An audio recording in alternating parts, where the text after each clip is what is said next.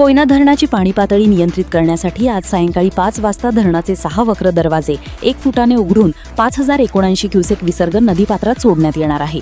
त्यामुळे कोयना नदीकाठच्या गावांना सावधानतेचा इशारा देण्यात आला आहे। धरणाच्या पाणलोट क्षेत्रामधील चालू असणाऱ्या मुसळधार पावसामुळे धरणाच्या पाणी पातळीमध्ये वाढ होत आहे। कोयना धरणाची पाणी पातळी नियंत्रित करण्यासाठी आज दिनांक 30 जुलै रोजी सायंकाळी 5 वाजता कोयना धरणाचे 6 वक्र दरवाजे 1 फुटाने उघडून 5079 क्युसेक विसर्ग कोयना नदीपात्रात सोडण्यात येणार आहे। कोयना धरण पायथा विद्युतगृहाचे 1 युनिट सुरू असून त्याद्वारे 1050 क्युसेक विसर्ग सुरू आहे। त्यामुळे कोयना नदीमध्ये एकूण 6129 क्युसेक विसर्ग सुरू होईल। तसेच पावसाच्या प्रमाणानुसार व पाण्याच्या आवकनुसार सांडवावरून विसर्ग वाढवला जाऊ शकतो। धरणातून सोडण्यात येणाऱ्या पाण्यामुळे नदीच्या पाणी पातळीत वाढ होणार असल्याने नदीपात्राजवळील नागरिकांना सतर्कतेचा इशारा देण्यात येत आहे।